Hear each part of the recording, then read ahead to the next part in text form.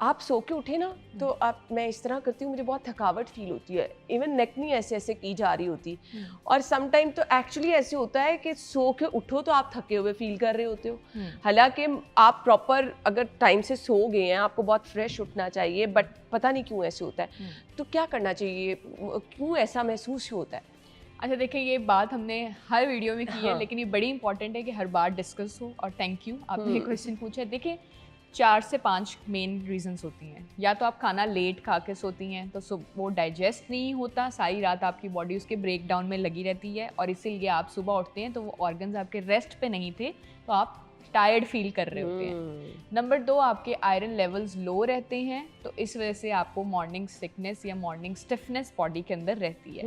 Number 3, आप phone का इस्तेमाल करते करते सोए हैं, तो ब्रेन के रिसेप्टर सारी रात एक्टिव रहे हैं, तो आप लेथार्जिक फील कर रहे हैं। ब्रेन रिलैक्स नहीं है ना, बॉडी ऑटोमेटिकली श्रिंक हो जाएगी। और मरियम, मैं आपको गारंटी के साथ कह सकती हूँ कि हमारे यहाँ 99% लोग जो हैं वो रात को फ़ोन का इस्तेमाल करके सोते हैं। 99% लिटरली ऐसा ही है, और आंखों के नीचे गड्ढे पड़ रहे हैं। हाँ। नींद नहीं पूरी, सारा दिन टांगों में दर्द रहती है। मैं पिछले 4 दिन से नोट कर रही हूँ, मेरा क्या मसला चल रहा है, वो यही मसला चल रहा है, मेरी नींद पूरी नहीं हुई, तो मेरी टांगों में सुबह उठते ही दर्द शुरू हो जाता है। बिल्कुल, क्योंकि हम प्रॉपर नींद नहीं ले रहे हैं। फोन हमारा दिमाग ना एक्टिव रखता है, कितनी देर उसकी जो रेडिएशंस हैं, रेज हैं, वो हमारे माइंड को एक्टिव रखते हैं। बिल्कुल। आंखों के लिए बड़ा वो ड्राइनेस, इचीनेस, बिल्कुल बर्निंग, पानी आ रहा है, यही रीजंस हैं। जल्दी नज़र कमज़ोर होने के, आंखों के पट्टे कमज़ोर हो जाते हैं।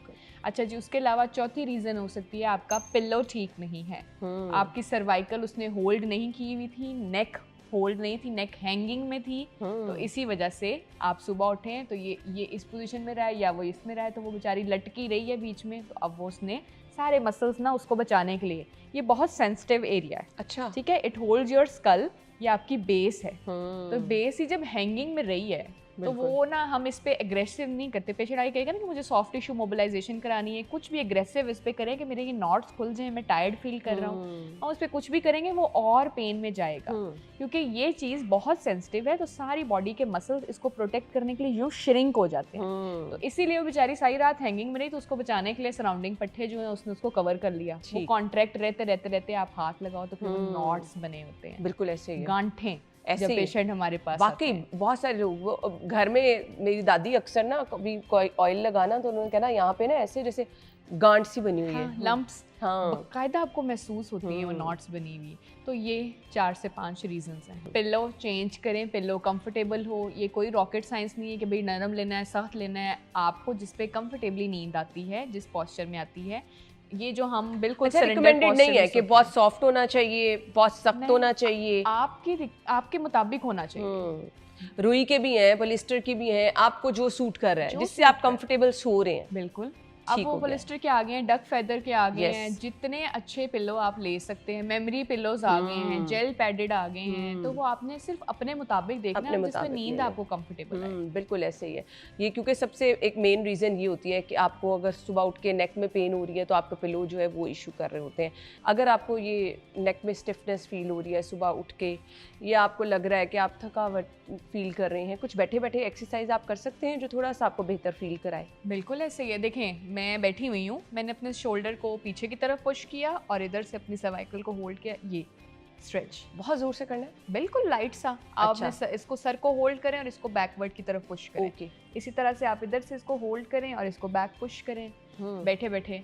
आप वॉल पुशअप्स कर सकते हैं। वॉल पुशअप्स इतने आसान है, जैसे आपने खड़े होना, दीवार को आप धक्का दे रहे हैं, सिंपल।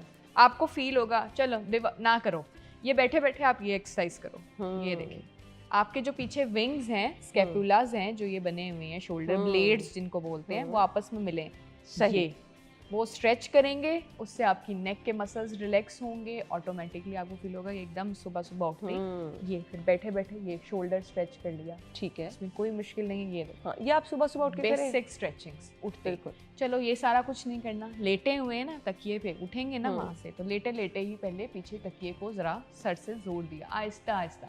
सर्वाइकल आपकी नेक जो है वो हवा में हैंगिंग ना हो, तकिया आपकी गर्दन को कवर कर रहा हो, और लेटे लेटे आपने उसकी तरफ 10 पुशअप्स लग दिए पीछे की तरफ। That's it. वो लोग जिनको रात को नींद नहीं आती, पाँव में दर्द रहती है, शुगर के पेशेंट हैं, पाँव में दर्द रहती है, टांगों में दर्द रहती है, उनके लिए मुझे कोई एक्सरसाइज बता दें। अच्छा चले, मैं बेसिक चीज़ बताती हूँ।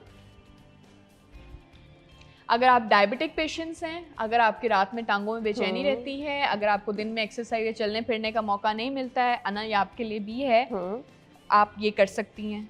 ये मैं बैठी हुई हूँ और मैंने सिंपल एंकल पंप्स करने हैं। इंतहाई सादा एक्सरसाइज है, ठीक है, फायदे इसके इंतहाई ज्यादा हैं। उसी तरह से सबसे पहले तो ये मेरी ब्लड की सर्कुलेशन को तेज कर देगी। मुझे पूरा दिन चलने का मौका नहीं मिला, तो मैंने क्या हुआ, मेरी ब्लड की सर्कुलेशन रुकी हुई थी, इसने तेज कर दी। ठीक है। अच्छा, जिन लोगों को स्पाइडर वेन्स रहती हैं, वेरिकोज वेन्स, जो वो उभरी हुई नाड़ें ये नीचे नजर आ रही होती है, पर्पल कलर की नाड़ें, यस, उनके लिए एंकल पंप्स बड़े इंपॉर्टेंट हैं। ठीक है। डायबिटिक पेशेंट्स के लिए एंकल पंप्स बड़े इंपॉर्टेंट हैं। ये ब्लड का और ये देखिए, ये आप घर में जहां कहीं पे भी बैठे हैं, बैठे बैठे कर लें। आपका बॉस बड़ा स्ट्रिक्ट है जी, हम नहीं उठ सकते, मैं कैसे एक्सरसाइज करूं, आप बैठे अपनी जगह पे, ये लो एंकल पंप्स कर लो, इससे तो बॉस नहीं रोकेगा। बिल्कुल ऐसे ही है। बैक पेन, अच्छा, बैक पेन के लिए जी हम एक स्ट्रेच ये बताते हैं, ये मैंने पहले भी बताया था। इसी तरह से अपनी इसको पेल्विक को प्रॉपर्ली आपने होल्ड किया और ये आपने पीछे को जितना आसानी से दिया। अब कोई कहेगा कि मेरे पीछे मैं नहीं जा सकता हूँ,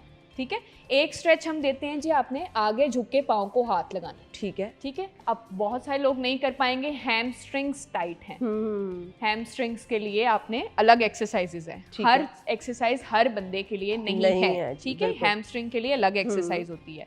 अब अगर मैं कहूँ कि आप पीछे की तरफ जाएं, बहुत सारे लोग हैं वो स्ट्रेच नहीं कर पाएंगे, डिस्क बल्ज हो सकता है।